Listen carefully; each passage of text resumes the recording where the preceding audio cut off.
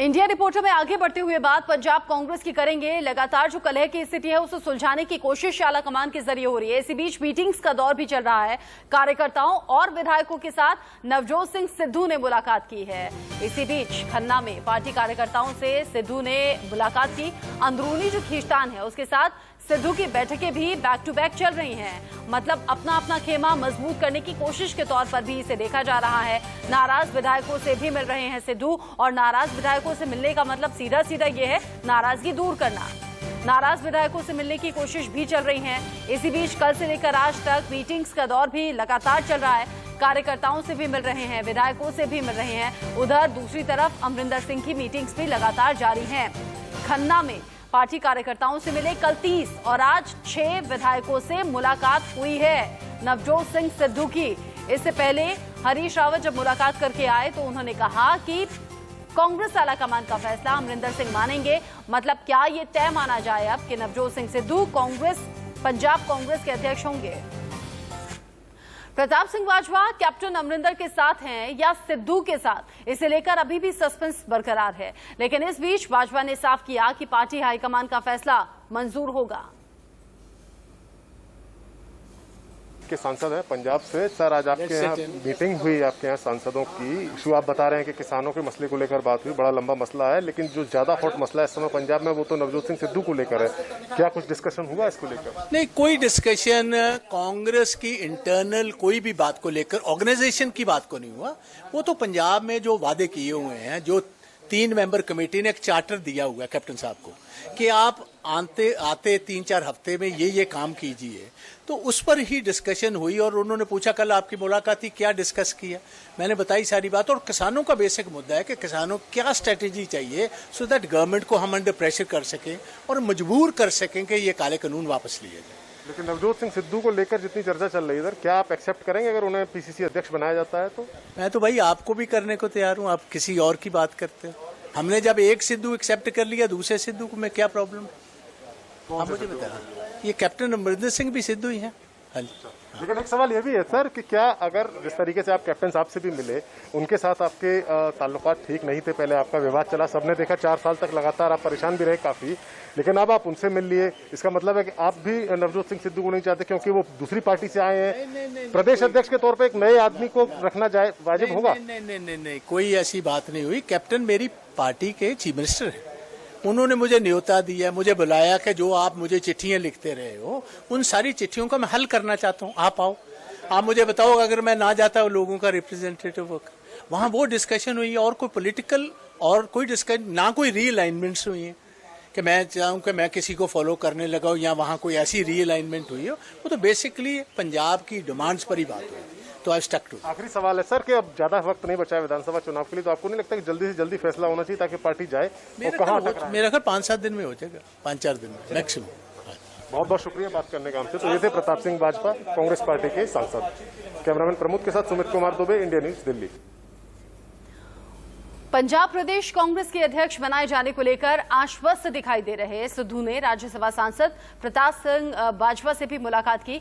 शुक्रवार की रात प्रताप सिंह बाजवा के साथ ही उन्होंने कांग्रेस के पूर्व अध्यक्ष शमशेर सिंह दुलो से भी मुलाकात की थी।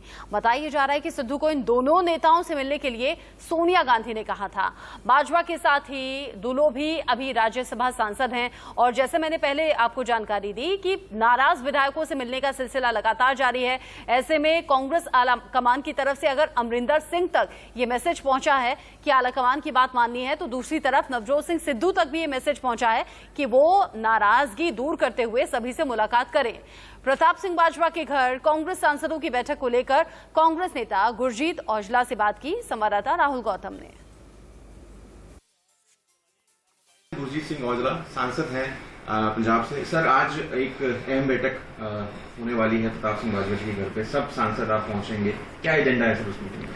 इसका एजेंडा जो पहले 1 हफ्ता तय हुआ था कि जब किसान मजदूर का जो संघर्ष चल रहा है, सिंघू बॉर्डर के आप किसान इकट्ठे होकर बैठे हैं, 400 के ऊपर जाने जा चुकी हैं, और मानसून ये सेशन शुरू होने वाला है अभी पार्लियामेंट का, तो उससे पहले एक मीटिंग होती है हमारी, हर सेशन से पहले हम करते हैं।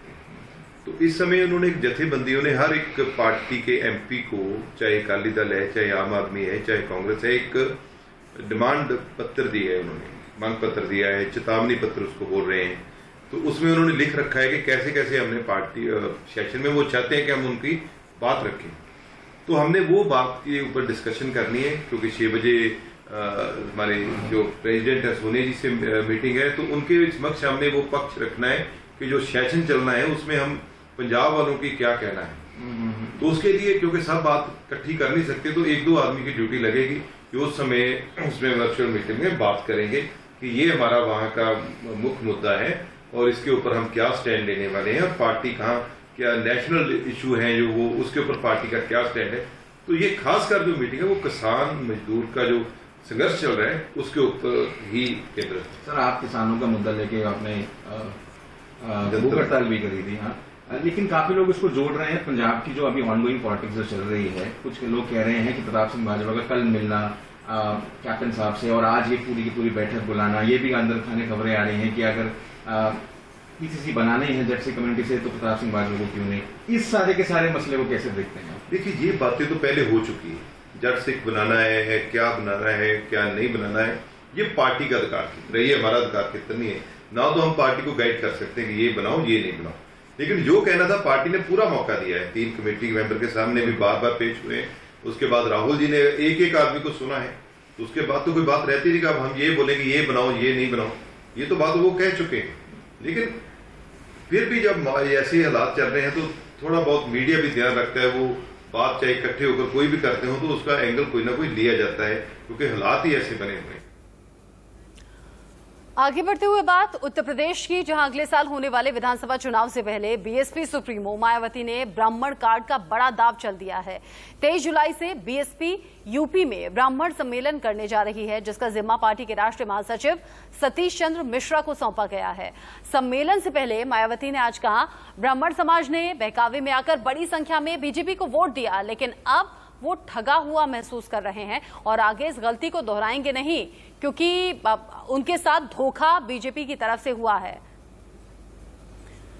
मायावती 2022 से पहले चुनावी रणनीति बनाने में जुटी हैं और अब ब्राह्मण कार्ड भी आज उनके जरिए खेला गया।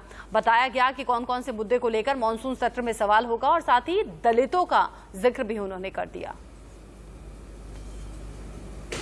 समाज में से खासकर ब्राह्मण समाज तो बहुत ज़्यादा दुखी है, जिन्होंने पिछले विधानसभा आम चुनाव में बीजेपी के बहकावे में आकर इस पार्टी को बढ़ चढ़कर एक तरफा अपना वोट दिया था और इनकी पूरे 5 साल के लिए सरकार भी बनाई।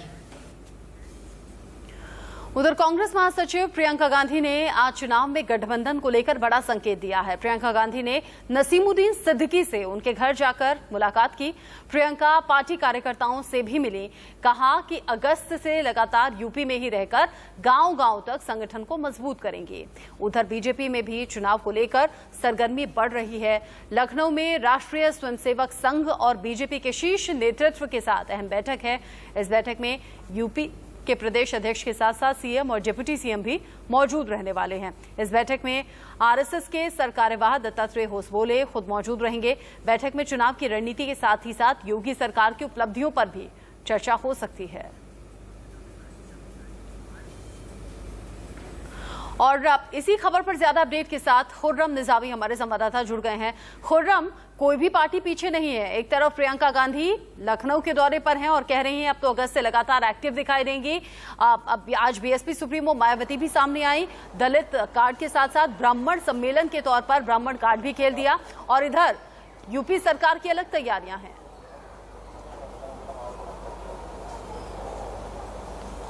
हाँ जी बिल्कुल, देखिए चुनाव के लिए हर पार्टी जुड़ चुकी है। 2022 में चुनाव है, बड़ा चुनाव हर पार्टी के लिए, जहां बसपा 10 साल सत्ता से बाहर है, सपा 5 साल और 89 के बाद से लगातार कांग्रेस सत्ता से बाहर है उत्तर प्रदेश की।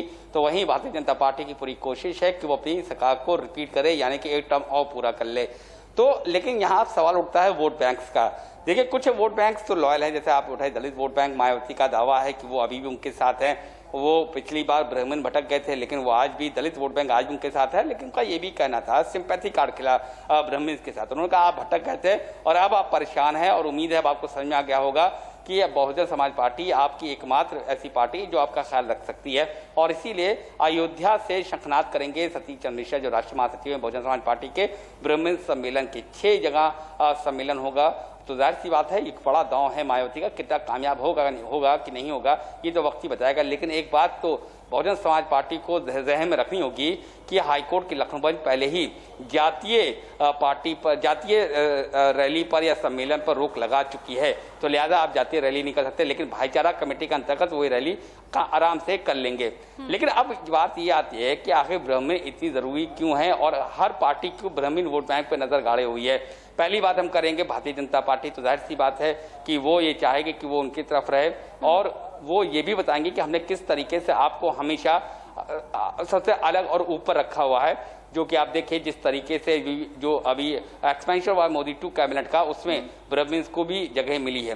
दूसरी बात कांग्रेस की हम बात करेंगे जो कि अपने एग्जिस्टेंस की लड़ाई लड़ रही है, तो उसका ये कहना है कि हम ब्राह्मण्स को लेकर आगे चलेंगे, ये बात फिर वो कर रहे हैं, लेकिन ब्राह्मण्स जाएंगे किस तरफ ये वक्त बताएगा। लेकिन मायावती को मालूम है कि अगर ब्राह्मण उनकी तरफ आ जाए और दलित उनकी तरफ हैं, तो ये गठजोड़ उनको एक बार फिर सत्ता में ले जाएगा। आप देखिए चाहे वो अखिलेश रहे हो, चाहे मायावती और चाहे योगी आदित्यनाथ रहे हो, इन तीनों की सरकार तभी बनी जब ब्राह्मण वोट बैंक उनकी तरफ शिफ्ट हुआ, न सिर्फ इमोशनली बल्कि दिल से, क्योंकि जब वो दिल से शिफ्ट होते हैं तो जाहिर सी बात है कि वो अपने इन्फ्लुएंशियल के तौर पे जानी जाती है ब्राह्मण वोट बैंक, यानी कि वो तो आती है साथ में बहुत सारे वोट बैंक को इन्फ्लुएंस करके उनकी बाहरी बड़ी तादाद को खींच लाती है पार्टी में जहां वो वोट करते हैं। तो जाहिर सी बात है मायावती को मालूम है बगैर ब्राह्मण को काम चलना नहीं है। दूसरी बात मौजूदा सरकार तो लगातार एक्टिव मोड में है ही, कांग्रेस भी अब तो काम कर रही है, बीएसपी अब दाव खेल रही है, समाजवादी पार्टी की तरफ से कोई खबर नहीं, इतना शांति कैसे?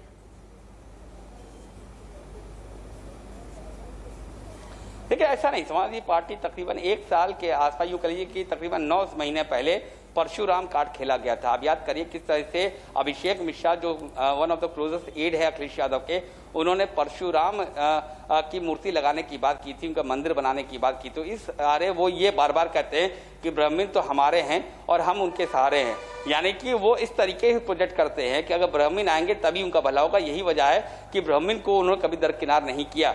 अभिषेक मिश्रा हो, मनोज पांडे हो, ये देखिए ये 2 नाम ऐसे हैं, दोनों एक मौजूदा विधायक है ऊंचाहार से मनोज पांडे, दूसरे अभिषेक मिश्रा जो मंत्री भी रहे रहे तो मनोज पांडे भी कृषि मंत्री रह चुके हैं। तो इस बारे वो चेहरे को आगे समाजवादी पार्टी लेकर आई थी, उन्होंने कहा था कि इनके सारे ही हम जो चुनावी वैतरणी है 2022 की पार करेंगे। तो कहीं ना कहीं से तो वो भी डोरे डाल रही है। अब ये ब्राह्मण वोट बैंक जो है उनको समझ में आ रहा है कि एक बार फिर उनकी पौबारा हो चुकी है, उनको हर तरफ देख रहे हैं। लेकिन आखिर ये बात कैसे आई ब्राह्मण वोट बैंक को खींचने की? वो ऐसे आए कि जब आपको बिकरू कांड आपको याद होगा, विकास दुबे वाली घटना, जब उसका एनकाउंटर कर दिया गया जिसे नरसंहार और खुर्रम ये वक्त ऐसा है उसके बाद जब चुनाव बहुत ज्यादा दूर तो है नहीं, ऐसे में हर पार्टी अपना अपना दाव चलने में लगी है, लेकिन ये दाव फिट कहां बैठता है, कहां वोट बैंक को लुभाने में कामयाब रह पाती है कौन सी पार्टी, इसके लिए इंतजार करना होगा। शुक्रिया खुर्रम फिलहाल इस तमाम अपडेट को हमारे साथ साझा करने के लिए। यूपी चुनाव को लेकर बीजेपी और संघ भी अपनी तैयारियों में जुटे हुए हैं। लखनऊ में संघ और सरकार की समन्वय बैठक हुई जिसमें राष्ट्रीय संगठन महामंत्री बीएल संतोष, प्रदेश प्रभारी राधा मोहन सिंह, प्रदेश अध्यक्ष स्वतंत्र देव सिंह और संगठन प्रदेश महामंत्री सुनील बंसल पहुंचे। और नजर भाजपा के संगठन के फैलाव पर। आरएसएस ये चाहती है कि जब चुनाव आए तो संगठन इतना फैला हो चुका है कि कहीं भी जाए वहां भारतीय जनता पार्टी की उपस्थिति नजर आए। लेकिन आज समन्वय बैठक में कौन कौन होंगे तो वो हम आपको बताते हैं। मुख्यमंत्री योगी आदित्यनाथ होंगे, deputy CM Keshav Prasad Maurya, deputy CM doctor Dinesh Sharma, और साथ में अगर भारतीय जनता पार्टी के संगठन की बात करें तो पार्टी अध्यक्ष स्वतंत्र देव सिंह भी मौजूद रहेंगे। आरएसएस की तरफ से दत्ता होसबोले भी मौजूद रहेंगे, अरुण कुमार भी मौजूद रहेंगे। लेकिन जो इसका मकसद क्या है, मतलब क्या है? मतलब साफ है कि 2022 का चुनाव जीतना है और अच्छी तरीके से जीतना है। 350+ का टारगेट दे रखा है भारतीय जनता पार्टी ने और यहीं पर वो बैठक चलेगी। आप देख सकते हैं ये प्रांगण जो है, यहाँ पर बैठक होगी और यहीं पर सब कुछ तय होगा। उधर यूपी में संस्कृति और पर्यटन विभाग रामायण कॉन्क्लेव आयोजित करने जा रहा है। 18 स्थानों पर होने वाले इस आयोजन से योगी सरकार लोगों को राम राज्य के दर्शन कराएगी। 29-30 अगस्त को रामायण कॉन्क्लेव का शुभारंभ भगवान श्री राम की जन्मस्थली अयोध्या से ही होगा। इस कार्यक्रम को लेकर अयोध्या में कलेक्ट्रेट में बैठक हुई। अयोध्या के साथ गोरखपुर, बलिया, वाराणसी, विंध्याचल, चित्रकूट, ललितपुर, बिठूर, यहाँ तमाम अधिकारी मौजूद नजर आए।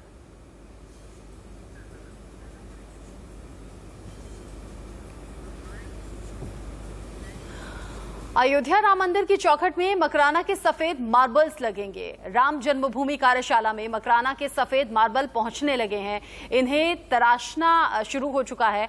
तराशे गए जो सफेद मार्बल हैं राम मंदिर की चौखट पर लगेंगे। राम जन्मभूमि में 30 चौखट का इस्तेमाल होगा। राम मंदिर के लिए पत्थरों की खेप आनी शुरू हो गई है। गर्भगृह का 2023 तक निर्माण हो जाना है। ट्रस्ट ने 2023 तक भक्तों को मंदिर में दर्शन कराने का फैसला लिया है और ये इसकी घोषणा भी कर दी गई है।